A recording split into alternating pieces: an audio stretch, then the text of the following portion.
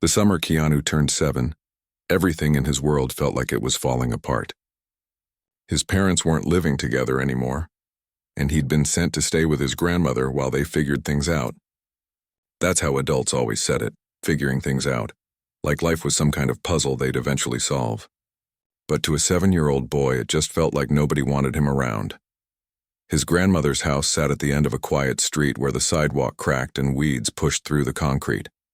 It wasn't fancy, but it had something his other homes never did. It felt still, peaceful, the kind of place where you could hear birds in the morning and crickets at night. His grandmother had lived there for 30 years, and every corner of that little house held a memory or a story. She was different from other grandmothers he'd seen. She didn't bake cookies or pinch cheeks. She was quiet, thoughtful, always watching the world like she was trying to understand some secret nobody else could see. Her hands were wrinkled and spotted with age, but they moved with a gentleness that made Keanu feel safe. When she looked at him, really looked at him, he felt like maybe he mattered. The house smelled like jasmine flowers and old paper. Books covered every surface, stacked on tables, lined up on shelves, piled in corners. Some were so old their pages had turned yellow and brittle. His grandmother read constantly, her reading glasses perched on her nose as she sat in her worn armchair by the window. Sometimes she'd read out loud to him, stories about faraway places and people who overcame impossible odds. During the day, Keanu tried to be brave. He'd play in the small backyard, climbing the old oak tree or catching bugs in jars. His grandmother would work in her garden, pulling weeds and talking to her tomato plants like they were old friends. She never asked him about his parents or why he seemed so quiet. She just let him be. But at night, everything felt different. When the sun went down and the house got dark, all the feelings he'd pushed away during the day came rushing back. He'd lie in the small bedroom she'd prepared for him, staring at the ceiling and wonder if his mom and dad still loved him. He wondered if it was somehow his fault they couldn't be together. He wondered if he'd ever have a normal home again. That's when the fear would creep in. Not fear of monsters or ghosts, though those scared him too, but a deeper fear he didn't have words for. A fear that he'd always feel this alone, that he'd always be the kid getting shipped off to stay with relatives while the grown-ups dealt with their problems. One night, about 2 weeks into his stay, a summer storm rolled in. Thunder cracked so loud it shook the windows. Lightning flashed, filling his room with brief, harsh light before plunging it back into darkness. Rain pounded the roof like 1,000 tiny drums. Keanu pulled the covers over his head, his heart racing. He heard the soft creak of his bedroom door opening. His grandmother's silhouette appeared in the doorway, backlit by the hallway light. She didn't say anything at first, just walked slowly to his bed and sat down on the edge. The mattress dipped under her weight. "Can't sleep?" she asked softly. Keanu shook his head, peeking out from under the covers. "Me neither. These old bones don't like thunder much." She smiled at him, her eyes crinkling at the corners. "You know what I do when I can't sleep? When the world feels too big and scary?" He shook his head again. "I say a little prayer. Not the kind they teach you in church, necessarily. Just some words that help me remember what's important." Keanu sat up a little, curious despite his fear. "What kind of words?" His grandmother looked out the window at the storm. Another flash of lightning illuminated her face, and Keanu saw something there he'd never noticed before. She looked sad, but also peaceful. Like she'd been scared too once, but had learned something that made it okay. "When I was young, younger than you even, I went through some very hard times," she began. "I won't bore you with all the details, but I learned that sometimes life throws storms at us. Real ones like tonight and other kinds too. The kinds that happen in our hearts." Keanu understood that more than she knew. "So I made up some words to help me through those storms. And you know what? They worked. They've worked for more than 60 years now." She reached out and gently brushed his hair back from his forehead. "Would you like me to teach them to you? Is it magic?" he asked. She laughed, a soft sound like wind chimes. "Not magic exactly, but maybe something close. It's like having a friend with you all the time, even when you feel alone. Especially when you feel alone." "Okay," Keanu whispered. His grandmother took his small hands in her weathered ones. Her skin felt papery and warm. "Close your eyes," she said. He did. "Now just listen to my voice and repeat after me. Don't worry about getting it perfect. These words are yours now, and you can say them however feels right to you." Through the sound of rain on the roof, she began to speak. Her voice was low and steady, each word deliberate. I breathe in this moment. Keanu repeated the words quietly. I am here, and that is enough. His small voice echoed hers. The world is big, but I am part of it. He followed along, feeling the rhythm of the words. Hard times pass like clouds. Good times come like sunshine. Something about saying the words made his chest feel less tight. I will treat myself kindly. I will treat others kindly. His grandmother's hand squeezed his gently. I am stronger than I know. I am loved more than I can see. When they finished, she had him say the whole thing again from the beginning. Then one more time. By the third repetition, Keanu had memorized it. The words felt like a melody, simple and true.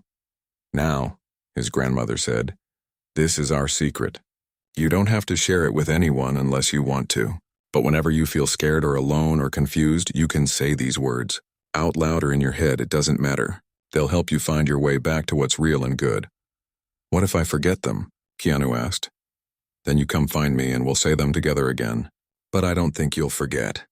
Words like these have a way of staying with us when we need them most. That night, after his grandmother kissed his forehead and left the room, Keanu lay back down. The storm still raged outside, but it didn't seem as frightening anymore. He whispered the prayer to himself, testing the words on his tongue.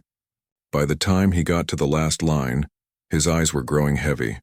For the rest of that summer, every night before bed, his grandmother would come to his room. Sometimes she'd stay for just a minute. Other times they'd talk for an hour. But always before she left, they'd say the prayer together. It became their ritual, their secret language. Keanu didn't understand then how much those words would matter. He was just a 7-year-old boy finding comfort in a routine, in the steady presence of someone who cared. But somewhere deep inside, those words were taking root, planting themselves in his heart like seeds that would grow for decades to come. On his last night at his grandmother's house, before his mother came to pick him up, he asked her why she'd taught him the prayer, why it was their special secret. She looked at him for a long moment, her eyes full of something he'd later recognize as love and hope and worry all mixed together. Because, my dear boy, life is going to ask a lot of you. I can see it in your eyes. You're going to experience wonderful things and terrible things, and you're going to need something to hold on to. Consider this prayer my gift to you, my way of being with you even when I'm not there. He didn't know that night how prophetic her words would be. He just hugged her tight and promised to never forget. 20 years passed like water through fingers. That little boy who once said prayers with his grandmother had grown into a man chasing dreams in Hollywood. Keanu moved from city to city, school to school, always the new kid trying to fit in. The prayer his grandmother taught him? Somewhere along the way, it got buried under all the noise of growing up. High school came and went in a blur. He discovered acting, and something about stepping into someone else's life felt like coming home. On stage, he didn't have to be the quiet kid whose parents split up. He could be anyone. A hero, a lover, a king. The applause filled something inside him that had been empty for a long time. After graduation, he did what thousands of young dreamers do. He headed to Los Angeles. The City of Angels, they called it, though Keanu found more broken dreams than wings when he first arrived. He was 19, skinny, with a beat-up car and $300 to his name. He slept on friends' couches, worked odd jobs, and went to auditions whenever he could. The rejections came fast and hard. Too tall, too serious, not experienced enough. Wrong look, wrong energy, wrong everything. He'd wait in lines with dozens of other hopefuls, all of them hungry for the same thing, a chance to prove they were worth something. Most days he'd drive home in silence, wondering if he was fooling himself. His grandmother called every Sunday. She never asked if he was successful or famous. She asked if he was eating enough, if he was being kind to people, if he was taking care of himself. Sometimes he'd want to tell her about the prayer, about how he'd forgotten it, but the words never came.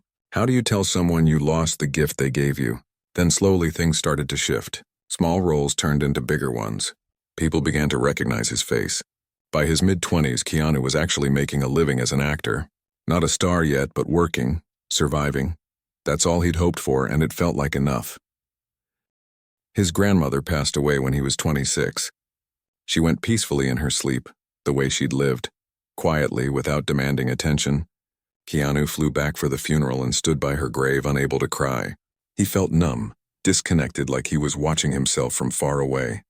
All those Sunday phone calls he'd taken for granted were just gone now. No more checking in. No more gentle reminders to be kind. He'd forgotten to tell her thank you. For everything. For that summer when he was 7. For the prayer. For believing in him when he was just a scared little boy. After the funeral, success came knocking.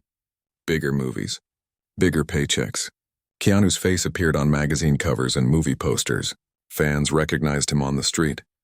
It should have felt amazing, but mostly it felt strange, like wearing someone else's clothes.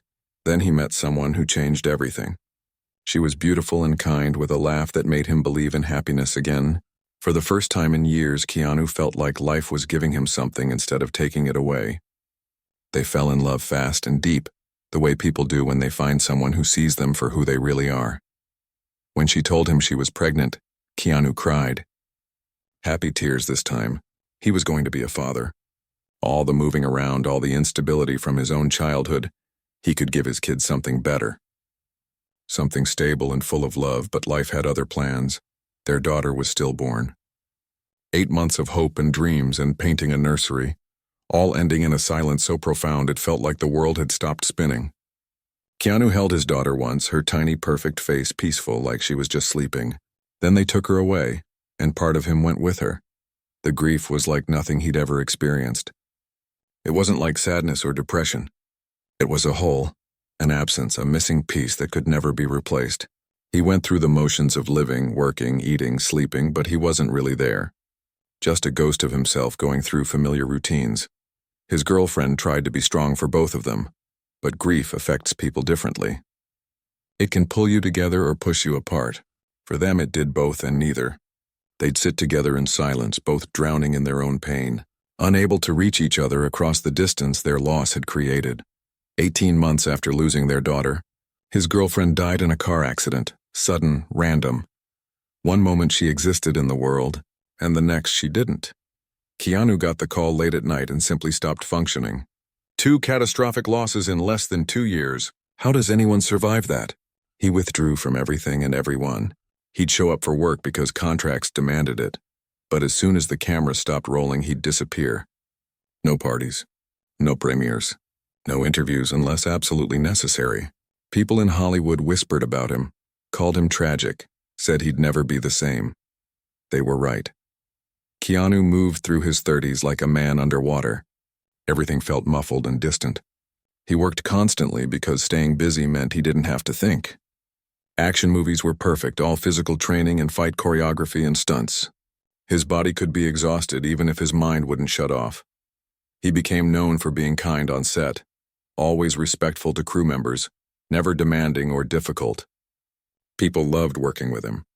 What they didn't know was that kindness was the only thing keeping him human. If he stopped being gentle with others, he might disappear entirely into the darkness inside himself. Years blurred together. His face aged, lines appearing around his eyes and mouth. The press called him mysterious and private. Fans created myths about him. The sad, lonely movie star who'd lost everything. Some of it was true. Most of it missed the point entirely. What nobody knew was that Keanu had forgotten how to hope. He'd forgotten that life could be anything other than surviving from one day to the next. He did his work well because professionalism was ingrained in him, but there was no joy in it. No spark. Just the mechanical process of showing up and doing what was required. He thought about his grandmother sometimes, usually late at night when sleep wouldn't come. He'd remember her house, the smell of jasmine, the feel of her papery hands holding his, but the prayer she taught him was gone, lost somewhere in the chaos of growing up and losing everything that mattered. By his early 40s, Keanu had become someone he wouldn't have recognized at 7 years old. The scared little boy who'd found comfort in his grandmother's words had turned into a man who believed comfort was an illusion. Who thought that caring about anything just meant giving life another target to destroy? He was respected in his industry, financially secure, famous enough that people knew his name, and completely, utterly empty inside. On movie sets, between takes, he'd sit alone in his trailer, not reading, not watching anything, just sitting, staring at nothing, existing. Cast members learned not to bother him during these moments. They thought he was method acting or preparing for scenes. Really, he was just trying to remember what it felt like to be alive. The irony wasn't lost on him. He played heroes on screen, men who saved the world, who fought for love and justice and hope. Then he'd take off the costume and go back to being a man who no longer believed in any of those things. Not for himself, anyway. His grandmother had been dead for almost 20 years. The prayer she taught him, he couldn't remember a single word. It was like it had never existed at all. Just a dream from childhood that faded in the harsh light of reality. Keanu had survived. That's what everyone said. What an inspiration. How strong he must be. But survival isn't the same as living, and deep down, in a place he didn't like to examine too closely, he wondered if he'd ever feel truly alive again. He didn't know it yet. But sometimes you have to lose yourself completely before you can find your way back home. The movie was supposed to be just another job. An action film with demanding fight scenes and long hours. Keanu was used to this by now. The physical training, the wire work, the endless repetition of stunts until they looked effortless on camera. He was in his mid-40s and his body protested more than it used to, but he pushed through. He always pushed through. They were filming in a remote location, one of those places chosen because it looked nothing like Los Angeles. The crew had taken over an old warehouse, transforming it into whatever the script required. Keanu would arrive before dawn, train with the stunt coordinators, then film until the light died. 16-hour days were normal. Sometimes 18. Most nights he'd fall into bed exhausted, sleep for a few hours, then do it all again. It was the kind of schedule that broke people, but Keanu preferred it. Exhaustion meant less time to think. Less time to remember. Less time to feel the emptiness that had become his constant companion. But this particular night, sleep wouldn't come. He'd been lying in his trailer for 3 hours, staring at the ceiling, listening to the silence. His body ached from the day's work. A bruise was forming on his shoulder from a fall he'd taken during a fight sequence. His knees hurt. His back hurt. Everything hurt. At 3 a.m, he gave up trying to sleep. He sat up, turned on a small lamp, and just existed in the quiet. The trailer was basic: a bed, a small table, a chair. Nothing personal. He never kept personal things around anymore. What was the point? Outside he could hear the night sounds, wind moving through trees, some animal rustling in the distance, the hum of generators powering the set lights that never quite turned off. It was the kind of quiet that makes you aware of yourself, of your own breathing, of the fact that you're alone. Keanu sat there in the dim light, and for the first time in years he wasn't thinking about his next scene or his next stunt. He was just present, just aware. And in that awareness something shifted. It started as a feeling, a sense of déjà vu, like he'd been here before. Not in this trailer, but in this moment. This specific kind of quiet. This particular quality of being alone but not lonely. It felt familiar in a way he couldn't quite place. Then, like a key turning in a lock, a memory surfaced. He was 7 years old again, lying in his grandmother's guest room. Thunder outside, her sitting on the edge of his bed. Her papery hands holding his, and words. There were words. Keanu's breath caught in his throat. The prayer. How long had it been since he'd even thought about it? 20 years? More? He closed his eyes and tried to remember, but the words wouldn't come. Just fragments, pieces, something about breathing, something about kindness. He stood up and started pacing the small trailer. The memory was there, just out of reach, like trying to remember a dream after waking. He could feel it in his chest, the echo of those words, but he couldn't grasp them. The frustration was sharp and immediate. I breathe in this moment, he whispered into the darkness, testing the words. Yes. That was the beginning, he was almost certain. But what came next? I am here. That felt right too. But there was more. Something about being enough. I am here, and that is enough. The moment he said it, a shiver ran through him. That was it. That was how it went. Keanu sat back down, his heart racing now. More words were coming back, slowly, like water seeping through cracks. The world is big. Something about clouds and sunshine. About treating people kindly. About being stronger than you know. He spent the next hour sitting in that trailer, piecing together fragments of his grandmother's prayer. Some parts came back clearly. Others remained frustratingly just beyond his memory's reach. But enough returned that he could feel it. That old comfort, that sense of safety he'd felt as a scared 7-year-old boy. When had he stopped saying these words? He couldn't remember exactly. Somewhere in the chaos of adolescence, the hustle of early career struggles, the numbness after loss, the prayer had slipped away. and with it something essential had slipped away too. Keanu realized he was crying, not the overwhelming grief that had consumed him after his losses. These were different tears, quieter, like something frozen inside him was finally beginning to thaw. He thought about his grandmother, really thought about her for the first time in years. Not just the fact that she died, but who she'd been, how she'd taken in a frightened little boy and given him something to hold on to, how she'd never asked for anything in return, how her kindness had been constant and unconditional. What would she think of who he'd become? The question hit him hard. Would she be proud? Would she be sad? Would she understand why he'd let himself become so closed off, so distant from everything and everyone? Then another thought struck him. Maybe she'd known. Maybe that's exactly why she'd taught him the prayer in the first place. She'd told him, hadn't she? That last night at her house when he was 7, she'd said life was going to ask a lot of him, that he'd need something to hold on to. She'd seen something in him even then. Some future pain, some coming darkness, and she'd tried to give him a light to carry through it. Only he'd let that light go out. Keanu looked at his hands. They were rougher than his grandmother's had been, scarred from years of stunt work and fight choreography, but they were still hands that could be gentle, still hands that could hold on to something precious if he chose to. The sun was starting to rise outside, painting the sky in shades of pink and orange. He'd been awake all night, but he didn't feel tired anymore. He felt awake in a different way, alert, present, like he'd been sleepwalking through years of his life and had just now opened his eyes. He knew what he needed to do. His grandmother's house had been sold years ago, her belongings divided up among family members. But there had been things, boxes of her stuff that nobody wanted. Books, journals, old photographs. Last he'd heard they were in storage somewhere. His mother might know, or his sister. Someone in the family had to know. The prayer wasn't complete in his memory yet. He needed to find the full version, the exact words his grandmother had written down. Because if she'd taken the time to teach it to him, to make it their secret ritual, she must have written it somewhere. That's who she was. She documented things. She saved things. She believed in preserving what mattered.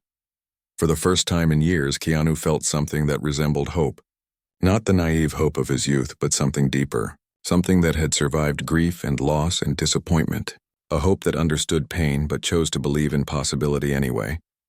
When the production assistant knocked on his trailer at 6 to call him to set, Keanu was ready. He felt different somehow. Lighter, like he'd been carrying a weight he didn't even know was there. And sometime during that long night, he'd finally set it down. On set that day, people noticed the change. Not in anything obvious, he was still professional, still focused, still kind to everyone around him. But there was something in his eyes that hadn't been there before. A presence, an energy. The director even commented that his performance had deepened somehow, become more authentic. Keanu just smiled and said he'd slept well. But the truth was, he hadn't slept at all. He'd woken up instead, really truly woken up for the first time in decades. That night, back in his trailer, he said what he could remember of the prayer before attempting sleep. The words felt strange on his tongue after so many years of silence. But they also felt right, like coming home after being lost for a very, very long time. He fell asleep thinking about his grandmother, about jasmine flowers and old books, about thunder and a little boy who'd been given a gift he didn't understand the value of until he'd lost everything else. Tomorrow, he'd start making calls. He'd find those boxes. He'd find her journal. He'd find the complete prayer, and somehow he knew finding those words would be the beginning of finding himself again. The phone calls started the next morning. Between takes and during lunch breaks, Keanu called family members he hadn't spoken to in years. His sister, his aunt, distant cousins who'd been at his grandmother's funeral. Everyone had the same answer. They didn't know what happened to her things. Most of her furniture had been sold or donated. The books went to a library, her clothes to charity, but the personal items, the journals and photographs and letters, those had been packed up. Someone must have them. The question was who. It took 3 days of calls and dead ends before his aunt remembered something. There was a storage unit. His mother had rented it years ago to keep some of his grandmother's belongings, planning to go through them eventually. But life got busy and eventually turned into never. The unit was still there, still paid for, still full of boxes nobody had opened in over 15 years.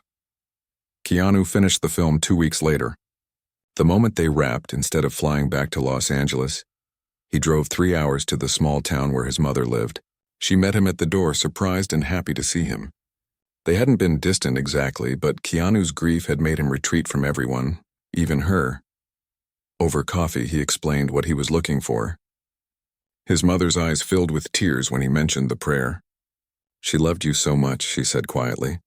"That whole summer she'd call me and tell me about the things you two did together. She said you were special, that you had an old soul."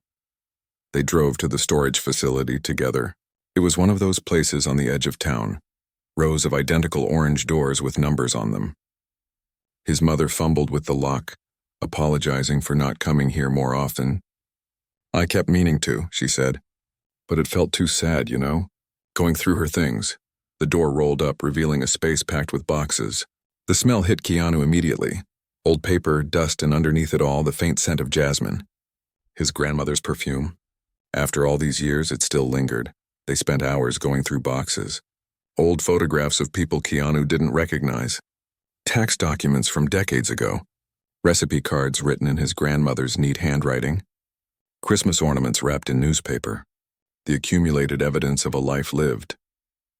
His mother pulled out a photo of Keanu at 7, standing in his grandmother's backyard by the oak tree. He looked so small, so serious. He barely remembered that version of himself. "You had just gotten here for the summer," his mother said, looking at the photo. "She called me that night and said you seemed lost. She was worried about you, about what the divorce was doing to you." Keanu took the photo, studying that little boy's face. "She helped me," he said simply. They kept searching. Box after box yielded treasures and junk, meaningful items and forgotten things. Keanu was starting to lose hope when his mother pulled out a wooden box from the bottom of a stack. It was small, made of dark wood with brass hinges. Carved flowers decorated the lid. "I remember this," she said, brushing dust off the top. This was on her nightstand. She kept it locked. Keanu's heart started racing. He took the box carefully, feeling its weight in his hands. There was a small lock on the front, but when he tried it, the lid opened. It had never been locked at all. Inside were letters tied with ribbon, a pressed flower dried and fragile, a small silver locket, and underneath everything a leather journal worn soft with age. Keanu lifted the journal out with shaking hands.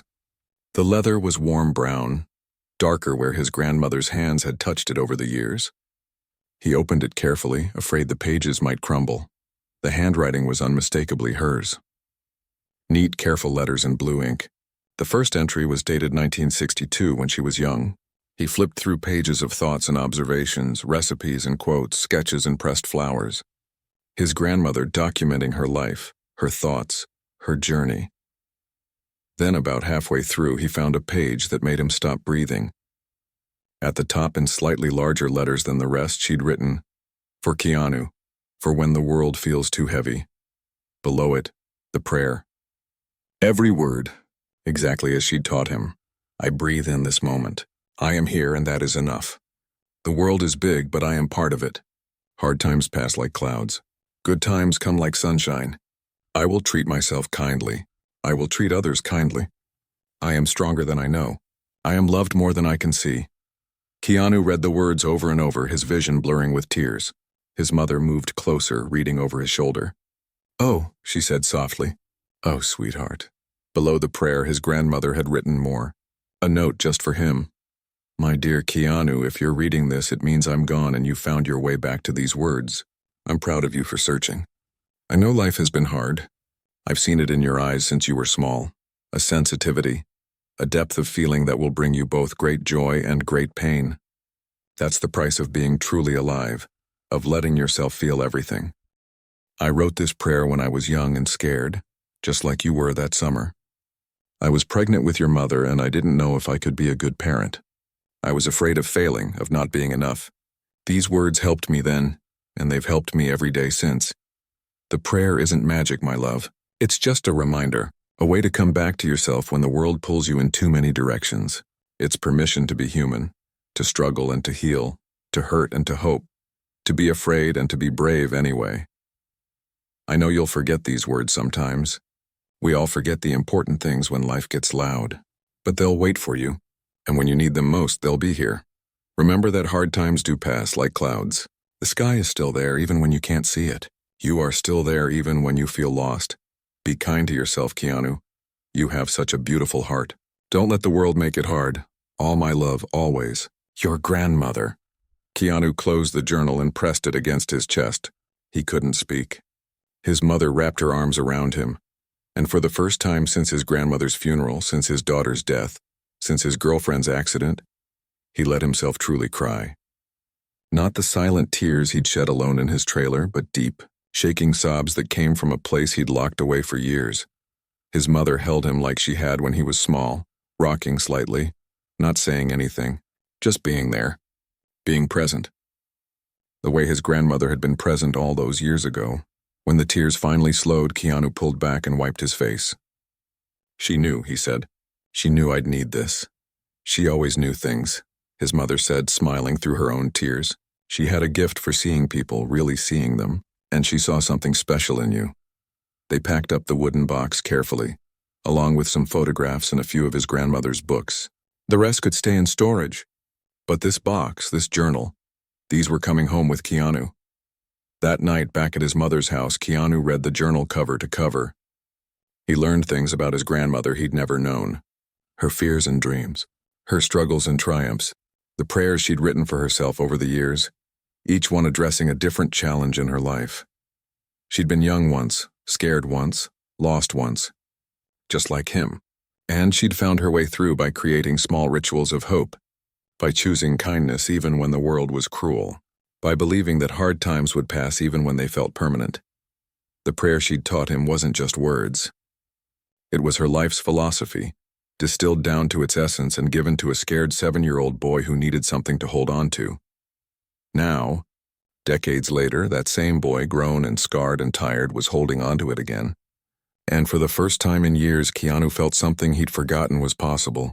Not happiness exactly, not yet, but something quieter and more sustainable. He felt peace. Before bed, he said the prayer out loud, reading from his grandmother's handwriting. Each word felt like a gift. Each line felt like coming home. In the morning, he'd figure out what to do with this rediscovered treasure, how to integrate it back into his life, how to honor his grandmother's memory by actually living the way she'd tried to teach him. But tonight, it was enough just to have found it, to know that she'd thought of him, planned for this moment, left him a message across the years. She'd known he'd get lost, and she'd made sure he could find his way back. The journal sat on Keanu's bedside table for months.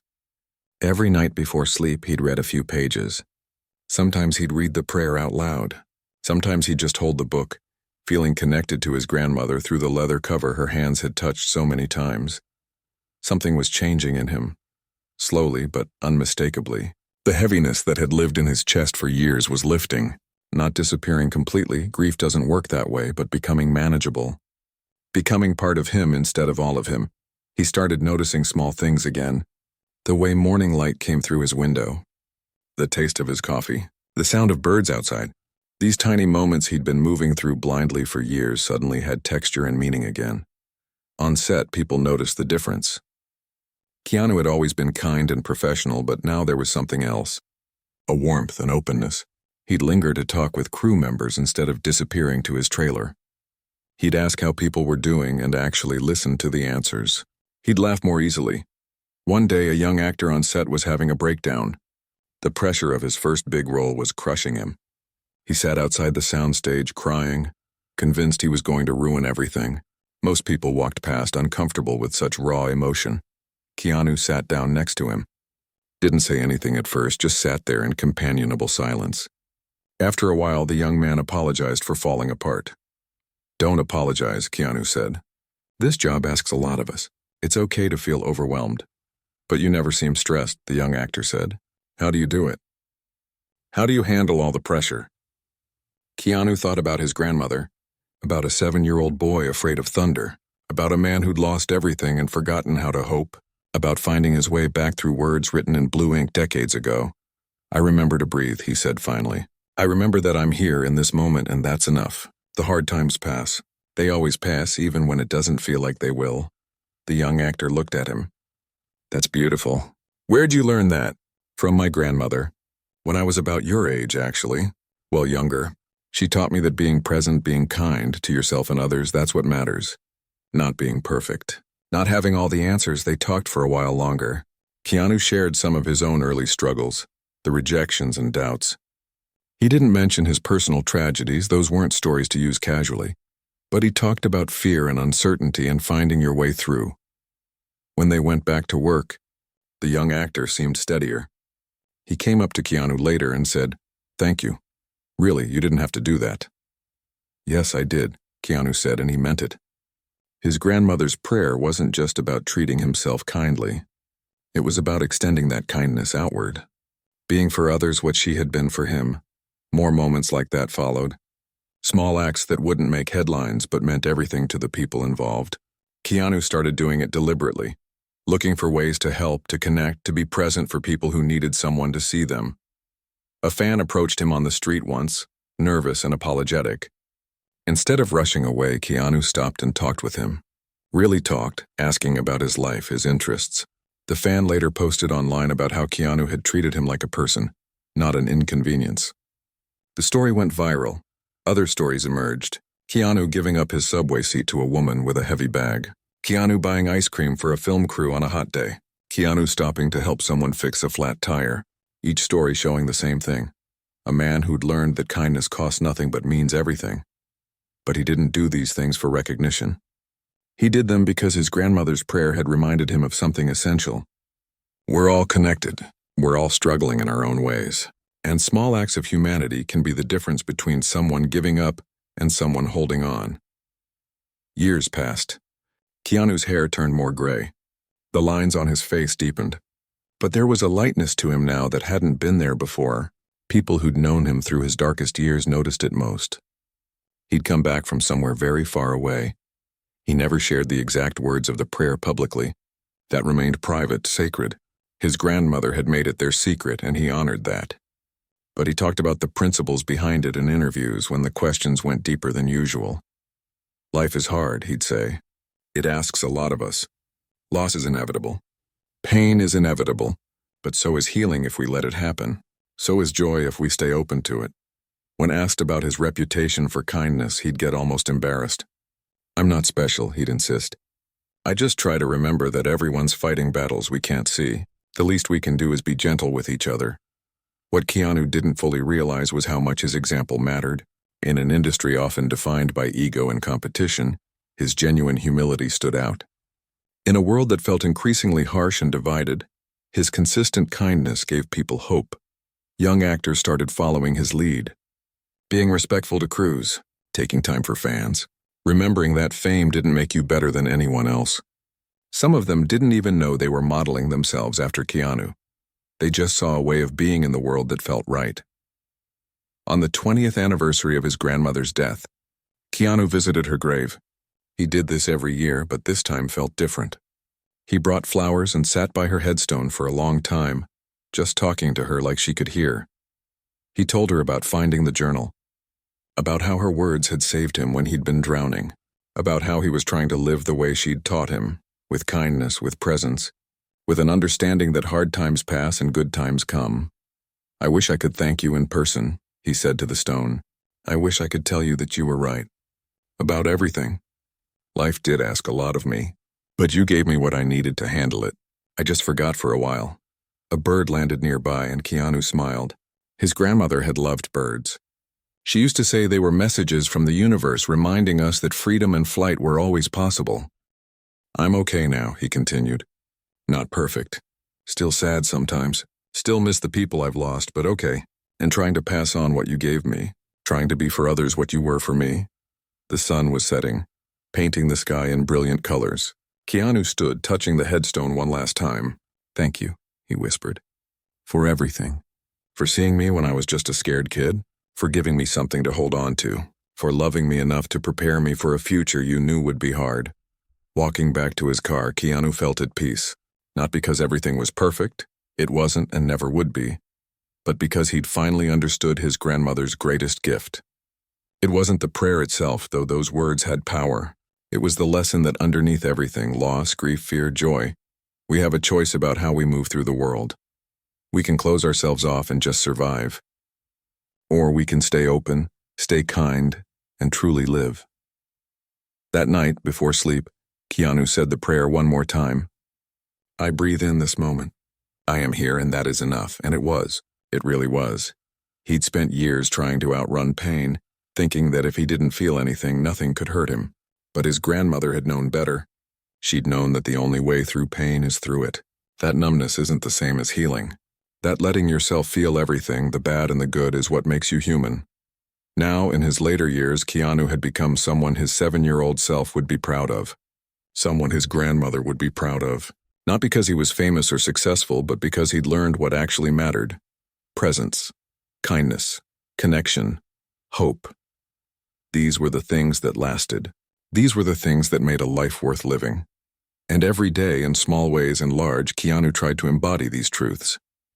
Not perfectly. Perfection was never the point. But consistently, intentionally, with the same gentle determination his grandmother had shown when she sat beside a scared little boy and taught him words that would echo across decades. The prayer hadn't just saved him, it had shown him how to save himself. And in doing so, it had shown him how to help others find their own way back home. That was the real gift. That was what his grandmother had known all along.